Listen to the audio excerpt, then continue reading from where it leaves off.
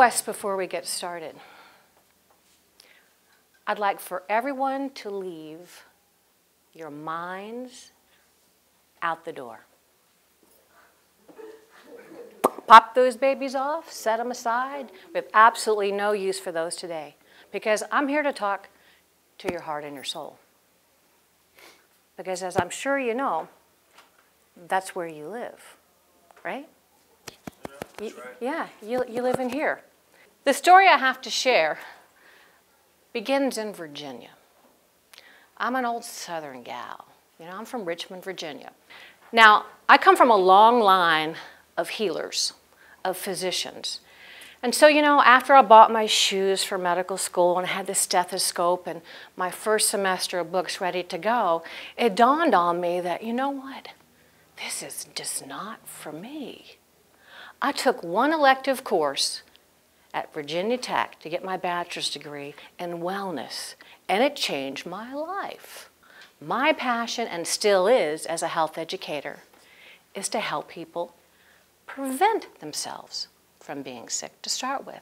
See, what I wanted to do, I wanted to take prevention into the workplace because nobody was doing it.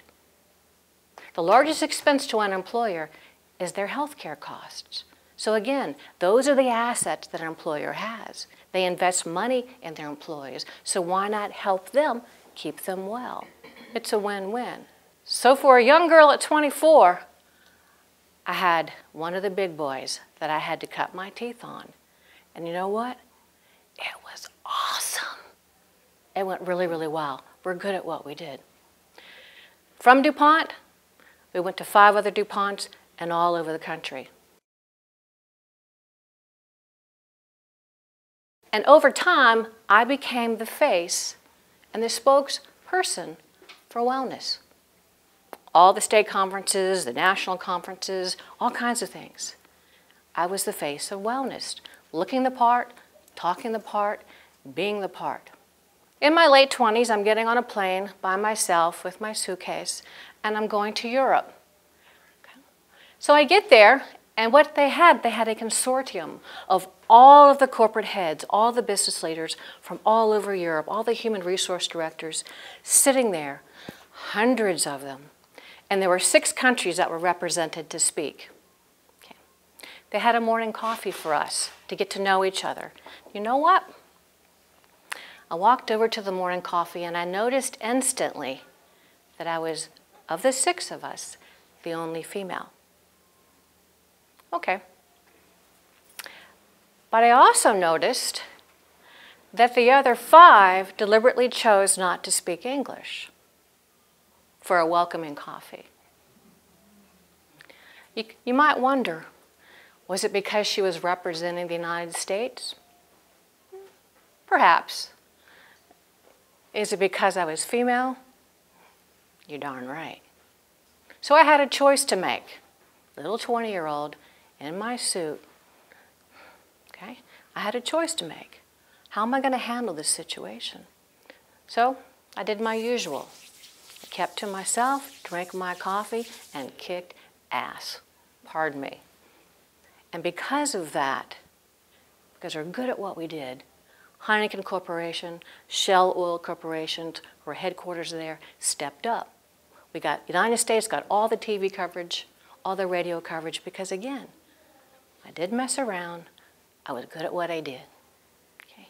And I share this with you because you need to understand where I was back then. I was traveling all over, speaking about wellness, teaching about wellness, and being the face of wellness, while at the same time falling apart. I became almost disabled from horrific, painstaking headaches that were very, very consuming to where I could hardly see. They weren't migraines, they were just always there. So what I caught myself and found myself doing was looking the part of wellness, but pretending to be well. Because I tell you what, I had to keep the show going. I really did.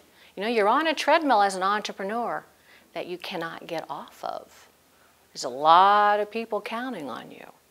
I've been there.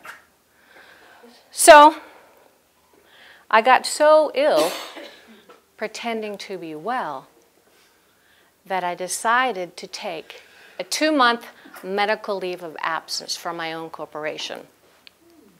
And during those 2 months, I was smart enough to say, you know what, I need to figure out the why, get to the core root issues of why I'm in so much pain. So during this 2-month leave of absence, I had a friend who was a mental health professional. And I said, hey, I've got some time. Do you know of any place I can go or anywhere to get some introspective work done? Now, I've never used that word in my life. It just popped out, you know, introspective work, okay? And she said, no, wait a minute. Wait, I know of somebody who knows of somebody, you know how that goes, who worked with a Native American healer or somebody somewhere in North Dakota or something. Now, I'm continuing to be sick, okay? Continuing to be in pain. I could never pick up the phone.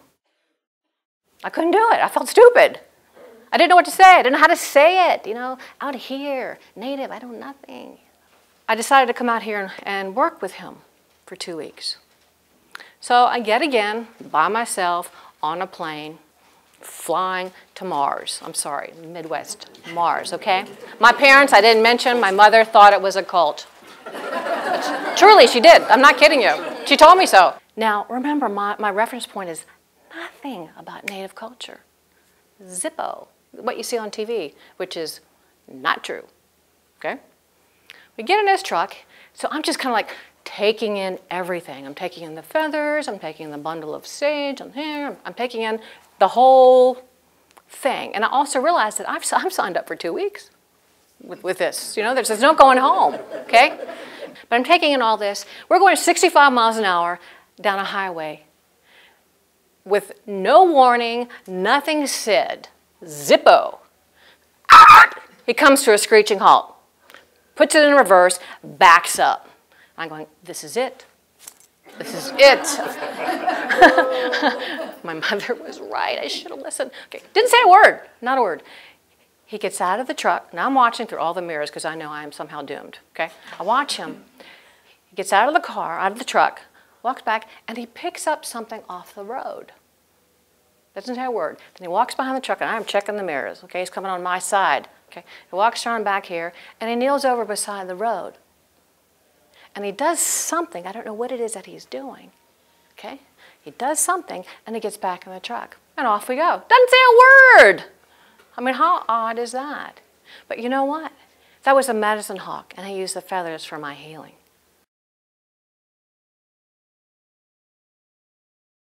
The priorities out there, the stress out there, the pressures out there. As I said in my written up bio to you, chasing a dollar made me sick. That's why I was in such pain. I was not living the life I was meant to live.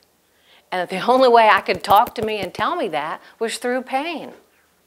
I've learned a great deal through sickness about what wellness is all about.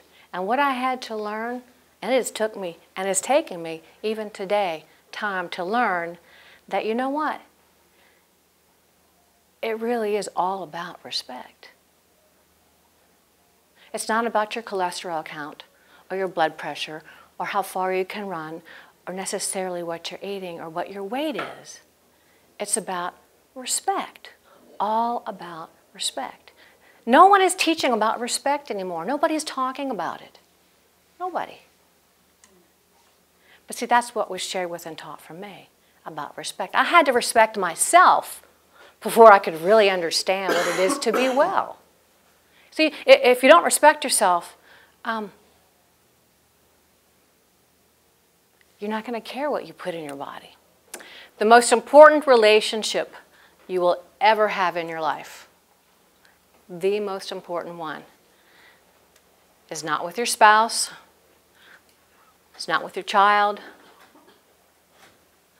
it's not with your boyfriend, your girlfriend, your significant other. It's the one you have with yourself.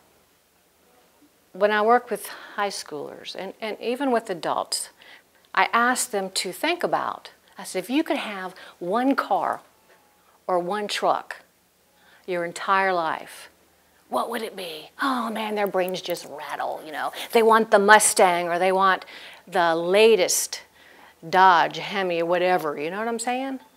When they realize that they can only have one throughout their life. So I talked to them about, well, if you only get one, how would you take care of it? You only get one. And you know what? Boy, they start being picky, real picky, but nobody's smoking in my wheels. I don't want anything burnt. I don't want anybody trashing anything. We're not drinking in here. I polish it. I keep it clean. I wash it. I wax it. I put it in a garage. Right? They value that. And I asked them, what do you think happens to that prized possession if someone put sugar in that tank? What would happen? Right? It pretty much mess up the engine, would it not? The mechanics in here, right? Okay. You know what? It's the same thing for us as human beings. Our bodies were not designed physiologically to metabolize, to break down and use refined sugar. It's gold. It's medicine. Protect it. Protect it. And drink the heck out of it. Okay? As an example, when you get up in the morning, remember, your own best friend, remember? When you get up in the morning, you're automatically, physiologically, 2 glasses of water behind. Physiologically, because you slept for 7, 8, 9 hours, right? Okay. By the time you think you're thirsty, you've been thirsty on a cellular level a long time ago. Okay? When you get up in the morning, 2 glasses before you go to work, before you go to school, whatever your day starts. Okay? Then I tell you what, anytime you can get 1 every hour, you're going to feel like $1,000,000 because you're staying hydrated. And many of our chronic conditions, pain and inflammation, are not chronic conditions, are not conditions or syndromes at all. It's your own body's way of telling you, I'm dehydrated. Next time you get a headache, try to drown yourself with water first. That's the only way your body has. Remember, you're talking to you, okay? It's going to give you a headache. Just say, hey, don't forget my water. I spend 80% of every day that I can outside because I share with you that, you see, we've become so domesticated as a people, as a species of people, that we don't realize that that is outside is what is real. Out there is real. This is a man-made building, man-made carpet, man-made thing. Out there is real. Spend time in her. Spend time with her. And I tell you what, you will do more good for your mental health and your wellness by finding at least some time, even if it's only 15 minutes, a place that's safe for you and a place that's quiet. Because once you tune in or tune out, you'll be amazed at the difference in your life. It's a bag of lifesavers. Everybody pick one. I do not want you to eat it. Please, please, please, please do not eat it. Okay? Don't eat this. Don't eat this. Okay? I have mine in my pocket. What I want you to do, I have mine. Put it in your pocket. Put it somewhere on you so that you can remember and remind yourself that as you go through that log and do those things to teach yourself to practice respecting yourself, that the life you're saving is your own.